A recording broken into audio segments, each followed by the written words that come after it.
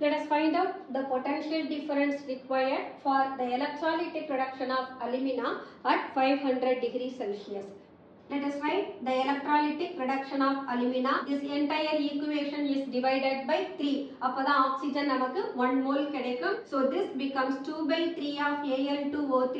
It gives 4 by 3 of aluminium plus 1 mole of oxygen. So for which we have del G equal to minus 965 kilojoule. We know that the Gibbs energy change is minus NFEN. இங்க oxygen minus 2ல இருந்து 0வா மாறி இருக்கு. N equal to 4 into 96,500. Here del G value is given in kilojoule, that can be converted into joules. We will get the potential difference required for this is 2.5 volt. Here joule per coulomb is given in volt. உங்களுக்கு இந்த video பிடிச்சிருந்ததுனா like பண்ணுங்க, share பண்ணுங்க, comment பண்ணுங்க, subscribe பண்ணுங்க. Thank you.